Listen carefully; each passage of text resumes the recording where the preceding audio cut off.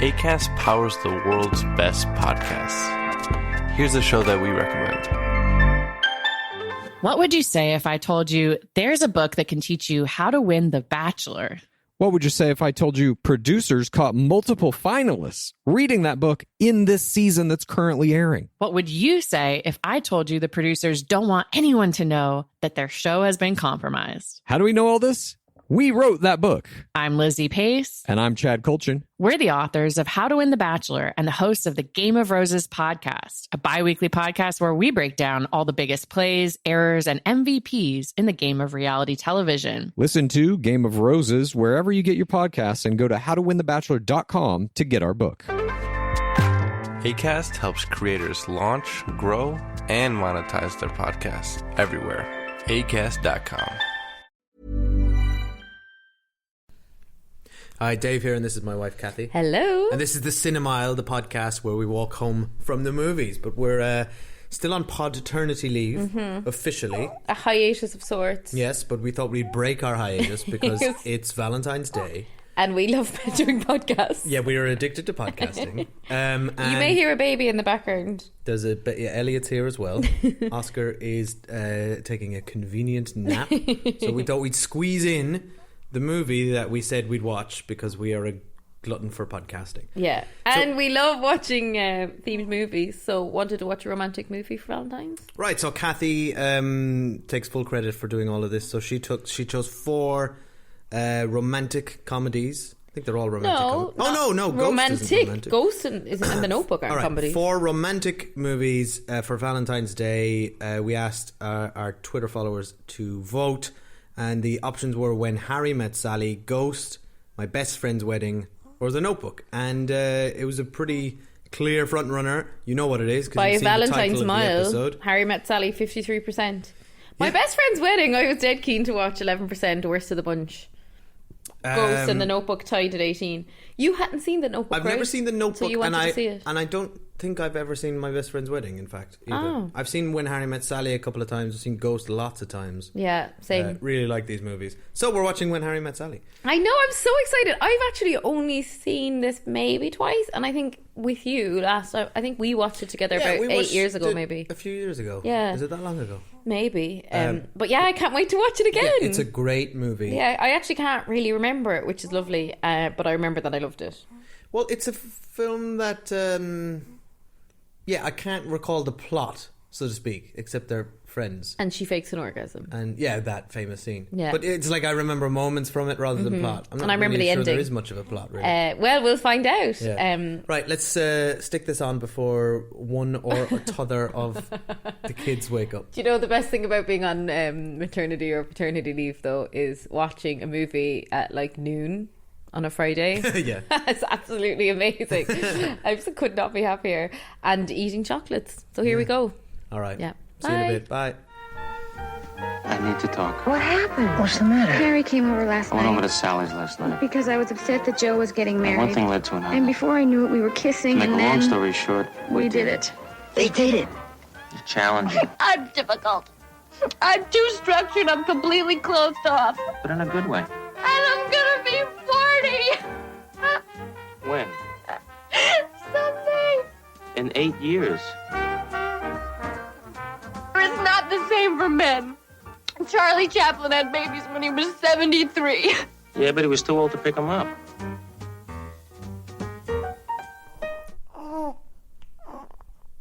Elliot, did you like the movie? He's still asleep. This is what I love about newborns. It's amazing. And luckily, Oscar's still asleep as well. Because only an hour and a half the movie, so I reckon we don't have long. we don't have long. This has to be really quick, right? So we do these reviews a lot on our Patreon, where we watch retro movies and chat about them. And as part of that, we always have fun facts. So Dave has very kindly gone off and done some homework. We've got some fun facts on When Harry Met Sally, and we're going to chat about the movie. What do you reckon? What about the movie? Did Or you you enjoy want your it? fun facts I now? want Do you the want movie. your fun facts here? No, I want to talk about the movie. Then I want to be inundated with fun facts. You always apply so much pressure to this. All right, so first of all, no spoilers for the 1989 movie When Harry Met Sally.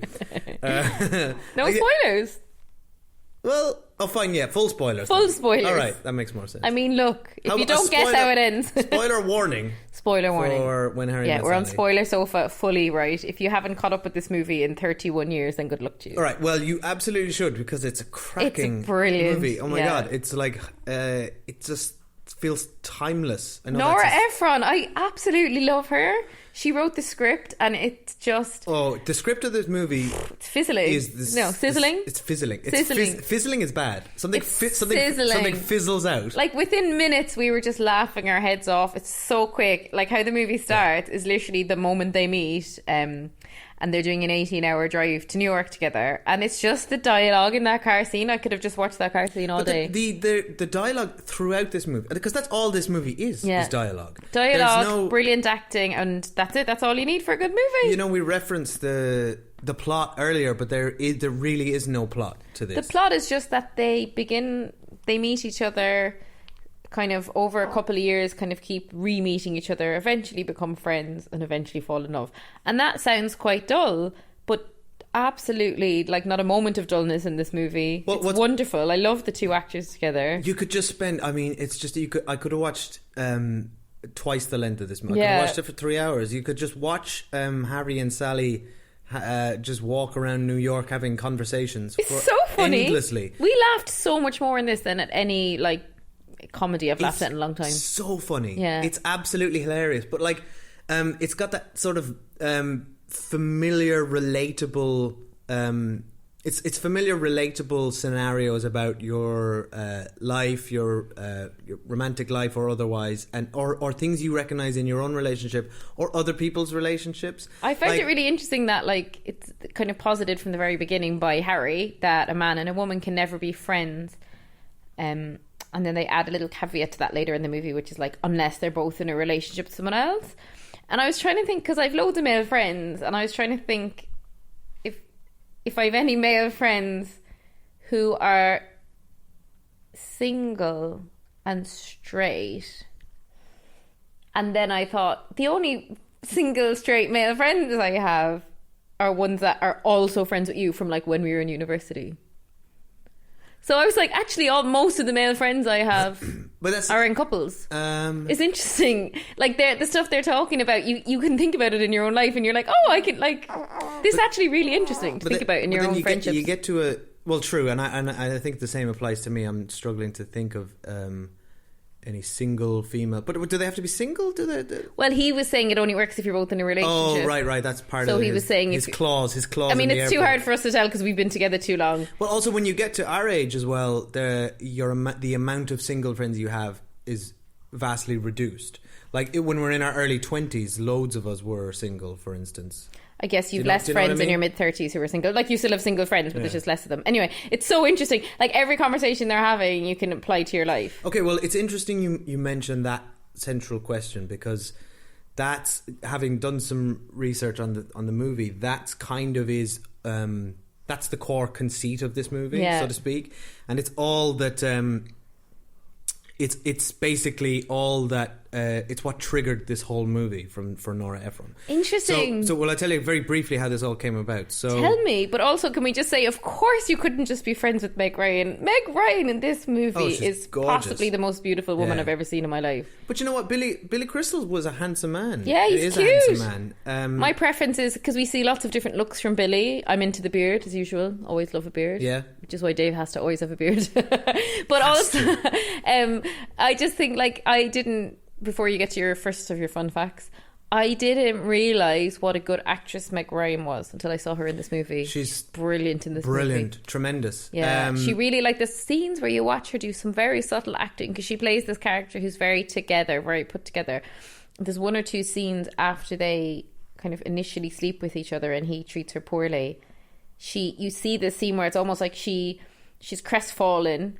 For a split second her face is crestfallen, and then she like zips herself up and puts her shoulders back and sits up straight, but Yeah. it's very subtle. It's much subtler than It's how all I've said body it. language. And she's so good. And also her evolution as the movie goes on. Billy Crystal's kind of the same throughout the movie, right? He's a bit snarky and a bit sassy and a bit dismissive of emotional No, stuff, well- but she changes at the start of the movie she's so uptight, and by the end of the movie she's so different, and I think she plays that arc really well. I think they both change massively throughout this movie. Yeah, he becomes softer.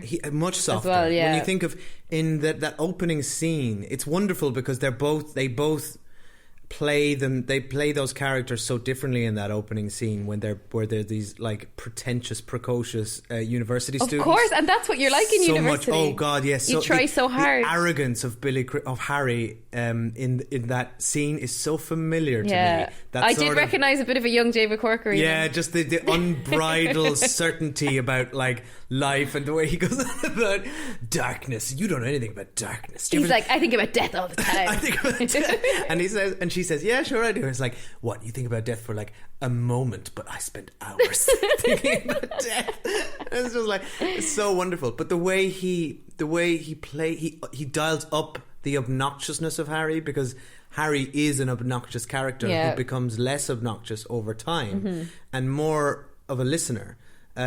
He learns to be a better person through his friendship with Sally. Yeah. But in that opening scene, he's peak obnoxious. But with the whole the thing with the grapes is such a wonderful little touch. Oh my God, it's so good. I've never seen someone eat grapes in such an annoying way. He eats the grapes, chomping them, spitting the seeds out the window. But he goes to exudes arrogance. He's in her car. They've never met before. They're driving to New York. He like really disrupts her driving, rooting around the back to get the grapes. Then he chews one and goes to spit it out the window, but the window's rolled up. It's on the window.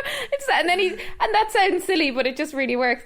There's so many moments like that just make you laugh. And I just loved it. I can't really describe how much I loved watching this movie. It's much better than I enjoyed it much more than I remembered enjoying it before. But it feels like back to the script and that why it's so good. And it's because, these characters feel like real people because of those performances, but because of the way they talk to each other, it feels like people who are living rich lives, who are observing things about other people. Like Harry in particular is like keen. It's almost like a stand-up routine, the way he observes other people's relationships. So the way when they meet for the second time in the airport after 5 years has passed, and he observes that her boyfriend at the time, Joe, he drove you to the airport, did he? See, I never drive people to the airport at the beginning because of the relationship, because then later in the relationship they ask, why don't you drive me to the airport anymore? It was so good.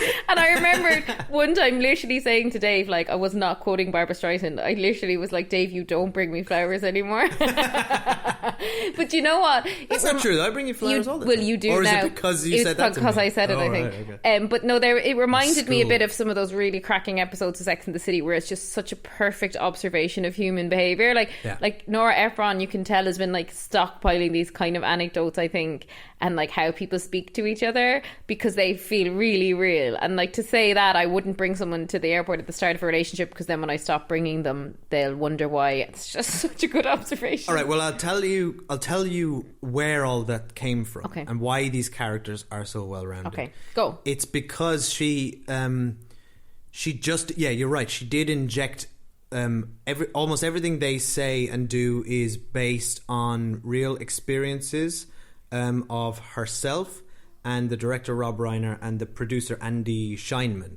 So they're the trio that basically kicked off this whole thing. In 1984 they meet for lunch and they want to do a project together. Oh, wouldn't you love to be at that lunch? How cool is that? Yeah, right? That's so cool. And so they just sit around and chat. And she fakes an orgasm. Rob Reiner presumably Rob Reiner was going through a very messy divorce at the time with what's her name? The Penny Marshall, the director of A League of Their Own and Big. And she's a writer as well. She's very talented, and she's also best friends with Carrie Fisher. Who's brilliant in this movie. Who's wonderful, and which I believe would have presumably made it a little bit awkward that Carrie Fisher was in this. But anyway, they meet up and they're like they try to come up with a project. They don't.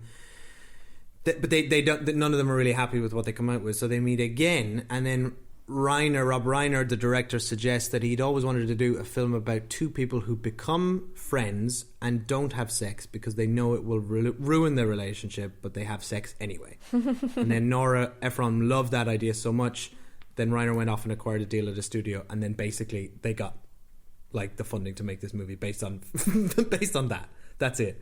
That's amazing. I mean, that just But feels it's like like it wouldn't happen these days. But that's what, like, and I know we always talk about this in this podcast, but like this is all you need for a good movie, like a good central idea, a good script, and good actors. Like these mid-budget, character-driven movies are so hard to find now. Like I feel like even a huge director now, you know, who's a really big successful director at the moment? Name me someone.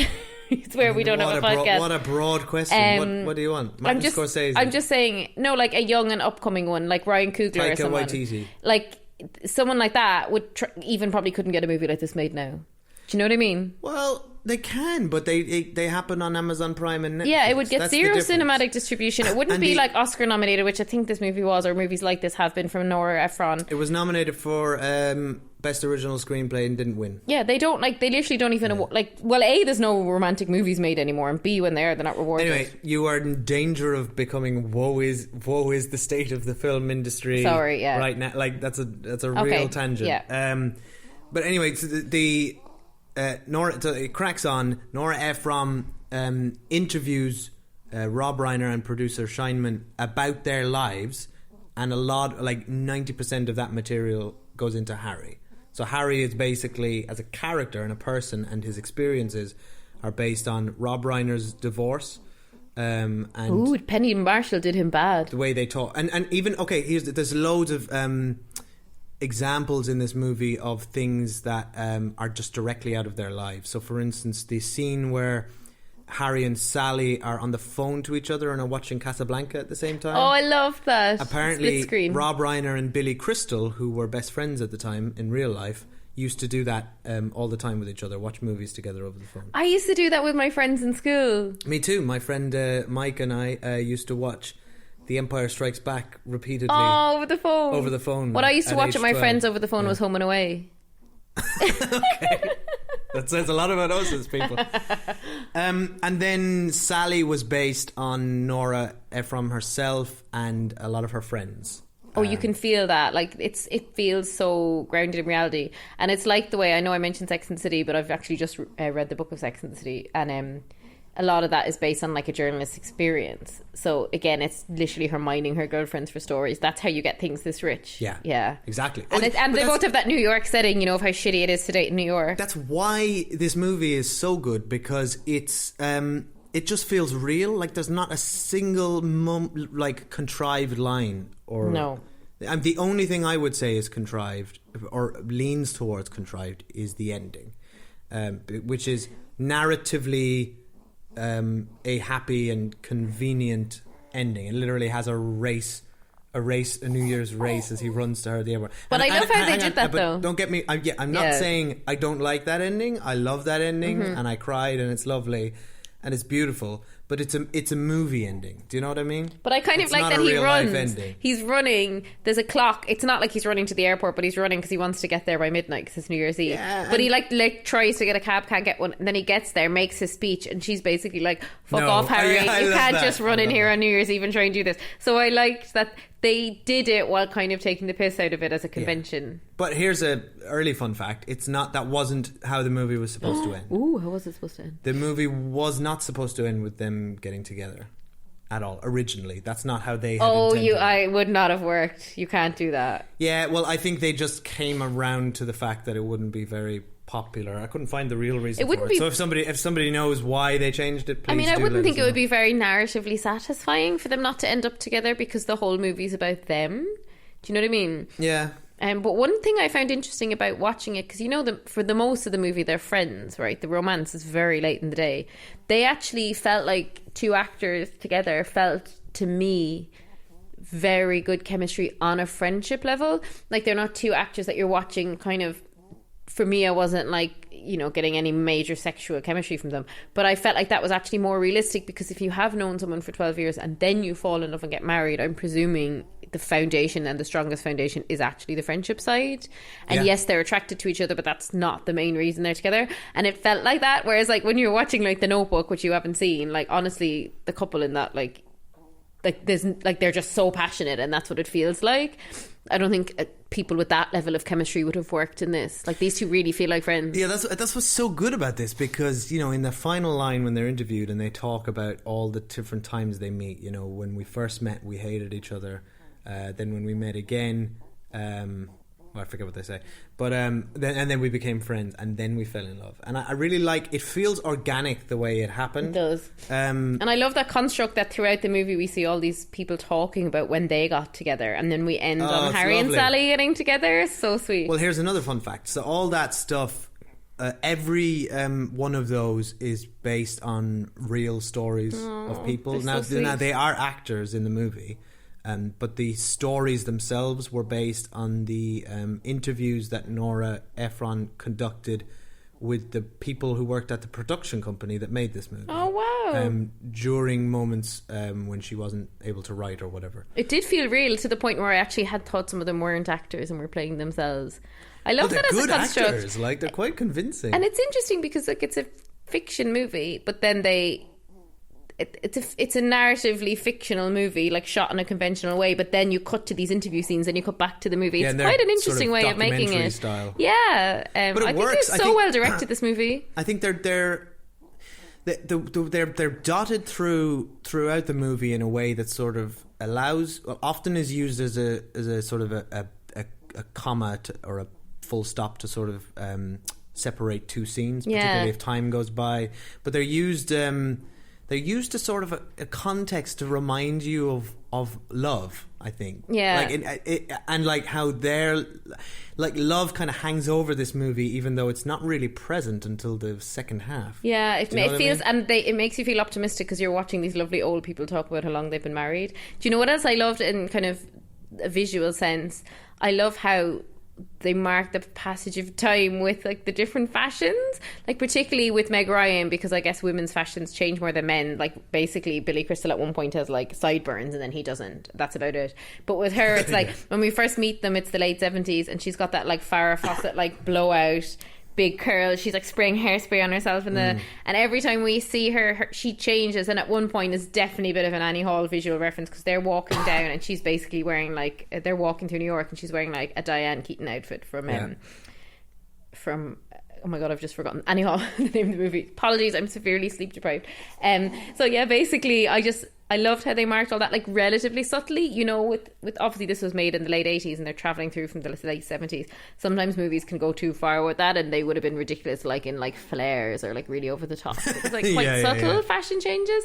And we just have to briefly talk about I think the two friends, how great they are. Can we because you kind of mentioned the elephant in the room being Annie Hall a little bit. Because I think this movie, that Annie Hall hangs over it a little bit, or at least a lot of this. I think it's a better movie than Annie Hall. I could much prefer this. I'm not the biggest Woody Allen fan anyway, but I much prefer this movie. I personally agree with you, and I'm not coming at that. You personally agree with me? Do you professionally disagree with me? I don't know what that means.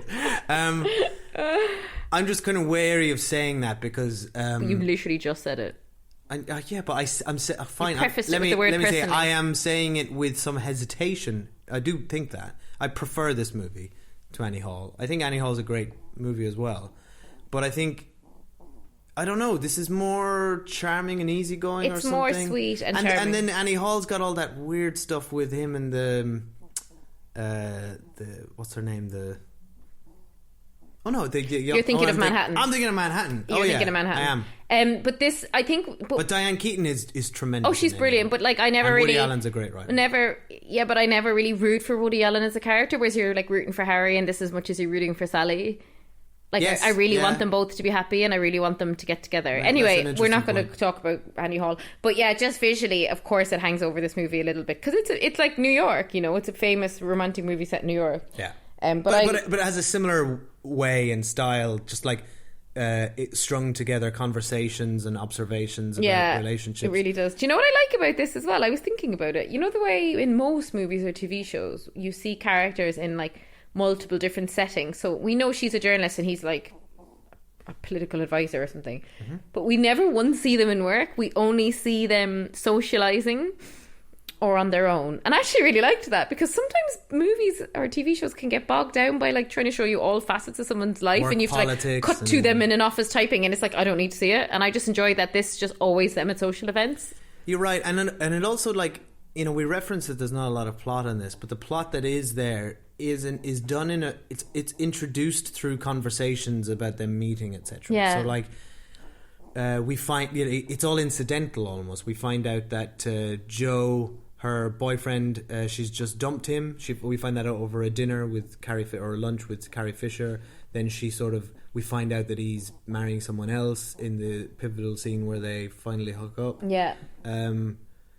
Even the moment where Billy Crystal runs into his ex-wife. Oh, that's brilliant! And they're doing and the karaoke. karaoke thing. It's all like, it just feels like the kind of thing that would happen in normal life out and about, rather than like a movie making a plot point. Yeah. Like, this happens now. And I love the plot with Carrie Fisher and the guy, I can't remember his name, and they're friends who they try and hook up with each other. His name's Jess. Yeah, they try and hook them up. So basically Sally brings her best friend and Harry brings his best friend, and the idea is that the best friend of each will hook up with the other, and then the two friends get together themselves, and it's kind of mirroring their romantic relationship with Harry and Sally's like non-romantic relationship, and I really like that too. I just felt like it all worked for me. One thing I noticed, I agree with you, and one thing I noticed in that scene was a line of dialogue which I hadn't noticed before, which made me realise how the dialogue is doing a lot of character work without us even realising it. So we know throughout the first half of the movie that a big part of Meg Ryan's character is the way she orders food in this really annoying sort of... I love that. Which is a lot like you, actually, by the way. And I get really frustrated by this. I'm not that annoying though. You're not that bad, but you always manage to like hit edit on the item, even though that option isn't there. Like, Well, take this frankly, out, add London, that, put this on the I side. pay so much money when we go out to even the shittest cafe that I may as well get what I want. But you're just such a waiter nightmare. But for the opening scene with them traveling up to New York, we get that, and he gets to experience that for the first time. You could see the frustration and confusion on his face, and then by the time we get to that scene where you mentioned where they're trying to hook up Carrie Fisher and the friend Jess, I noticed a line where they're like, let's order, and then Harry just says about Sally to the friends. He said, Sally has this amazing way of finding the best thing on the menu and then ordering it in a way that even the chef hadn't thought about. Yeah, and he means it as a massive compliment. It's a compliment. So it's like what he found so frustrating about her is now endearing to him. Yeah. And that tells you how... It tells you so much about how he perceives her now. And it's the same habit. Nothing has changed. Yeah. And then by the end, it's one of the things he quotes as... the things he loves about her. I know, it's so sweet. We were both bawling at the end. Now, we both bawl at the end of everything, but still, we love the end. Yeah, but there's... You can cry at something and you can realise that it's like a hollow cry. Almost. You're being manipulated. The movie... I mean, like, I cry at Love Island, so let's get real. But like, when a movie is manipulating you through the use of music. Largely music. Death. Like, I'll cry at anything Michael Giacchino writes, even without anything happening on screen. So like, music is a huge impact, as well as like any run-of-the-mill plot that makes you think about your own life or family. Kill anyone off and I'll cry. Yeah. But like, this earns the tears, I think, because it brings you on the whole journey with both of the characters. You're just so happy for them, and especially because it's interesting how they do it. Like, it's really near the end when they sleep together, and she's like all in, and then he returns to his natural state, which he's referenced multiple times in the movie, which is after he slept with someone. He lies there and thinks, how quickly can I leave? And after they sleep together, she's like snuggling him. She's so happy. And it's very subtle. He's not acting at all, actually. Billy Crystal's just lying there. And it's the way he's inside his head, it's like... Yeah. And then he leaves and he completely pisses her off and he thinks, why can't we just be friends? And then what I really enjoyed is like, it's like 3 weeks or something, but he's like keeps trying to call her and talk to her and she won't talk to him.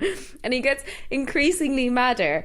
And have you ever done this, like, you're trying to be funny and you don't hear back from someone, so you send them kind of increasing silly texts, right? I'm sure most people have done that. Well, I have. But he goes slightly mad that by the end he's phoning her answering machine and he's like, call me, do just call me. And then she finally picks up the phone and he's like, oh, and he's like a bit embarrassed. No, he goes, oh, I didn't know you were there. And again, that was just so funny. But she's like, I'm not going to be friends with you, and fuck off, basically. And then it takes him that to realize, like, oh, I can't just have her in my life, sleep with her, treat her like that, still have her as my friend. And it takes that to make him realize he loves her. And I think that's actually quite accurate, because I think if she had just gone back to being friends, he could have effed about for years more, thinking he could have the best of both worlds with her. Agreed. And it's interesting that the thing that disrupts their relationship is them having sex. Yeah. Which is the thing that often happens at the very beginning of people's relationships. Yeah. I mean, 12. I can't imagine being friends with someone for 12 years and then hooking up with them. Like, it would almost feel a bit weird, I think. Well, it does. It just changes it's like Joey and Rachel in Friends. Like, why did they bother doing that? Because Friends was running out of steam and plot point. Now, come on, this baby's going to wake up any minute. So, on to your fun facts. Okay, so, so basically, oh my god, I'm watching Dave scrolling through his notes here. There's a lot of facts. I wrote a lot of stuff. Okay, originally, it wasn't called How Harry Met Sally. It's not called How Harry Met Sally. What's it called? When Harry Met Sally. Oh yeah, When Harry Met Sally. I don't know why it's called that, actually. Well, so Nora Ephron wanted to call the film How They Met, and then actually went through several titles. She also tried Boy Meets Girl, Just Friends, Words of Love, and Harry, This Is Sally. They're all awful. That's pretty bad. Harry, This Is Sally is the worst movie title I've ever heard of. Nobody could agree, so basically Reiner even started a contest with the crew during principal photography, and then whoever came up with the title won a case of champagne. Nice. I don't know who what came champagne? up with it. I mean, this is what happens when I do fun facts. I've got I basically scroll the internet for whatever sort of things I can get, and you ask me follow-up questions like, what champagne? Like, do you think I'm not first of all, I'm not a journalist, and second, if I was, I wouldn't pick up that detail and be like, but I wonder what champagne it was. Checking. And then ring up Rob Reiner and suss it out. So I don't know. Okay. In order to get into the lonely mindset of Harry when he was divorced and single, Billy Crystal stayed away from the rest of the cast and crew in a separate hotel method while they were shooting in Manhattan. Billy Crystal, that seems slightly unnecessary. It's a bit unnecessary. Maybe he just didn't like anyone. Maybe he influenced Daniel Day-Lewis to go method. I can only presume. Rob Reiner had initially envisioned actress Susan Day for the role of Sally Albright. You would recognise her. Dave's now Googling Susan Day for me. Yeah, this is podcast gold. Guys, he also considered Elizabeth Perkins, who... Of Big fame. Big, yeah. No, it had to be Meg Ryan. Also Elizabeth McGovern. Molly Ringwald was almost cast. No. And Billy Crystal would have been way too old for her. Meg Ryan actually convinced her to give her the role. But actually there were other choices for... Wasn't Molly Ringwald 18 then? In 1989? 4 years after Breakfast Club? Probably early 20s. Is this 1989? Yeah. This is 1989. Okay. Yeah, I'd say she was old enough. Are you sure? Are you thinking of the other movie we watched a bit of and turned off? The John Cusack one? Molly Ringwald wasn't in that. No.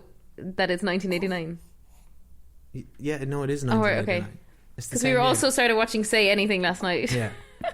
Why are you confusing this whole thing? Okay. I can tell the difference of two movies that came out the same year. They had the studio's first choices for Harry weren't Billy Crystal. He's not your typical romantic lead at all. No, but best friends with Rob Reiner, so I'm sure that helped. But it's partially what makes this movie so great. He's just a normal guy. Yeah. He's not a bumbling Hugh Grant or an outrageously good-looking Ryan Gosling. But actually, to be fair, none of these characters, none of them were typical romantic leads either.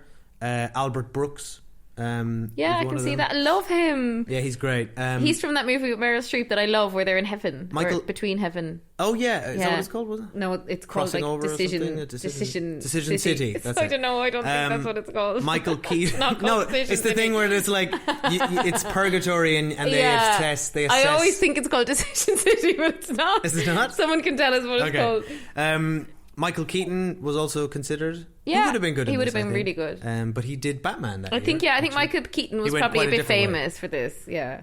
And then Tom Hanks was also considered. Oh, come on. We know him in Meg Ryan work. Yeah. But I actually don't think they... Like, I actually love every movie they're in together. And, like, Sleepless in Seattle, I had wanted to put on the list, but Dave said no, because we watched it quite recently. But I love Tom Hanks and Meg Ryan together, but I think that he wouldn't... I don't think Tom Hanks is maybe a bit edgy enough or a bit cool enough for this movie. Well, I just don't think it would have been the same character. It wouldn't would have have just been felt Tom like Hanks. the same character. Yeah. And But and speaking look, of, we should immediately now go and watch Sleepless in Seattle. I like Sleepless in Seattle. I think Yeah. this movie is a better movie, though. It's if just I'm a different honest. movie. Like, Sleepless in Seattle is much more soppy than this. Yes. Yeah. Yeah. And a bit more plot heavy, probably. This movie, When Harry Met Sally, not How Harry Met Sally, is credited for inventing the term high maintenance. Oh, because he said she was high maintenance. Yeah. Oh, yeah. Apparently interesting. was not He said commonly you think used you're low before. maintenance, but you're high maintenance. Here's another good one. In one scene, Harry is reading Stephen King's Misery, and then 1 year after this film was released, Rob Reiner directed Misery with James Caan and Kathy Bates. Oh, he was probably in pre-production at the time. Possibly. Yeah. I like in that moment, you notice that he does the thing that he says in the first scene. He flicks to the end of the book and reads the last page. Oh, and then goes yeah, back. because he said that's how dark I am. Yeah. I read the end of a book in case I die before I finish it. I know how it ends. The music was all done by an actor and singer Harry Connick Jr. Oh, yeah, I know him. Because Rob Reiner liked his voice and thought that he sounded like Frank Sinatra, and he won a Grammy for it. Carrie Fisher helped punch up the script. Oh, wow. Because she's a writer, yeah. She was a writer and became a famous script doctor. She also helped punch up Hook and The Wedding Singer. Oh, wow, I never knew that. 15 years after this film premiered, a stage adaptation of When Harry Met Sally opened in London. Ooh. And Harry was played by Luke Perry. No way! Yeah. Oh, my God, that's amazing. I would have loved to see that. Opposite Alison Hannigan from American Buffy. Pie and Buffy and Oh, wow. How I Met Your Interesting. Mother. Both from Buffy, because he's from the original Buffy movie. Oh my God, yeah! Buffy connection. Well, that's awesome. Oh, we better hurry All right, up. okay. Elliot's waking up. Elliot, what? He just You died to okay? get on the podcast. He stopped now. Okay, he's cool. And then later they were swapped in. Guess what? There was another run of this play in London with Michael. Sarah Michelle Gellar and Giles. No, Giles. Giles. Giles. I'm just watching It's like him you in just a... read. It's like you read it phonetically. I'm watching him in a Netflix show at the moment. What's it called again? The Stranger. The Stranger. All right. Do you fancy some off? Do you want to go on a few tangents No. now while Elliot's about to kick off? Later, they were swapped in for Michael Landis, who played Jimmy in Lois and Clark, the TV show. What? How long did the stage show get run this, for? I don't know. And get this, opposite Molly Ringwald. No way. Full circle. The Was it a musical? I don't think so. No. All right, I'll finish up with this. So the summer of 1989 featured. This came out in the summer, and it went head to head with loads of huge movies, Including Say Anything. I don't know when that came out. By the way, we tried to watch Say Anything last night. Couldn't finish it. Stop talking. Batman, Indiana Jones and the Last Crusade, which we did an episode on this podcast. Oh yeah, our ages ago. 150th episode. And Ghostbusters 2, Your the first favourite movie. I ever saw in the cinema. So Great I was year. going to the cinema this year. Great year. I love Batman. Like Ghostbusters 2. Can't remember Indiana Jones and the Last You Crusade. can't remember Indiana Jones and the Last No. Crusade, which we watched like in the last year No. for this podcast. No. And you can't remember it. I mean, like, vaguely. You're breaking my heart. Anyway, the film was a huge success financially and commercial. No, it's the same thing. Budget of Dave budget of sleep six- deprived as well, budget- both financially and commercially. When Harry Met Sally was the most successful movie that year. God, budget, Elliot's really going for it budget now. of $16 million made $93 million. Yeah, Lots of brilliant. monies. Lots of money. Iconic. All right, let's leave it go. Thank you everyone Elliot for needs listening some to our attention. random review of When Harry Met Sally. We're going to try and go to a Parent Baby screening next week if it works out. We were going to go this week instead of doing this. But the movie was Dr. Dolittle and we couldn't... Dolittle, yeah, and couldn't we're do it just to like, ourselves. our lives are hard enough right now. Nobody needs that in their life. Also, I think just I would because it's Parent Baby screening doesn't mean you have to go and watch a kids movie. Yes, take note, movie programmers. Parent Baby screenings are supposed to be like movies for the adults, not movies. And it was actually 2 cinemas were both like that. We looked at both of them. Both had it. Dolittle. Yeah, like Dolittle is a movie. It's a family movie. Yeah. That's what you bring your older kids. Elliot to. likes much more hardcore stuff. Elliot, put Parasite on. Elliot's dying to see it. It's like when I used to go to Parent Babies all the time when Oscar was little, and I brought him, like, to be fair, it was awful, right? I brought him to that Winston Churchill movie with Gary Oldman, and it was like, we used to go to the Parent Baby every week, and that week Oscar just kept crying. It was like the movie was so awful and boring. Whereas, like, I remember me and him went to The Greatest Showman, and he was like loving it because it was quite upbeat and stuff. Yeah. And I just think Elliot would love Parasite. They're just doing it wrong, guys. Don't program family movies for Parent Baby screenings because the babies aren't watching it. But yeah, and if you like this random, slightly rambling chat full of fun facts, head over to our Patreon because we do these all the time over there. Dave puts in a lot more work than I do generally. Thanks, Dave. Love your facts. Could have done with some champagne knowledge, though. I wonder what champagne that was. It's going to haunt me forever. All right. Right, okay, bye. Happy Valentine's Day. Oh, and thanks everyone for your lovely messages we got about having our new baby. Yes. It's lovely. We really appreciate Thank you. it. It's lovely. We're Yeah. very happy. We're loving life You're all as very parents kind. of 2 kids at the moment, mainly because one of them sleeps most of the time, and I'm sure that will change very The soon. other one sleeps somewhere. Yeah. All right. Bye. Bye, everyone. If you're feeling sad and lonely, there's a service I can render. Tell the one who digs you only I can be so warm and tender. Call me. Maybe it's late to just call me. Don't be afraid to just phone moi. Call me and I'll be around. Give me a call.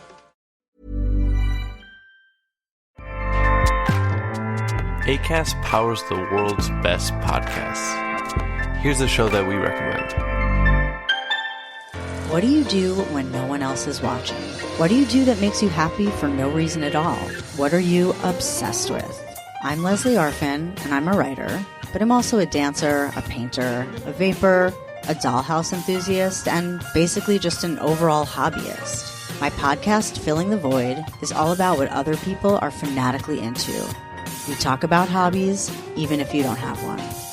Listen to Filling the Void on Tuesdays on the Arios Network and subscribe wherever you get your podcasts.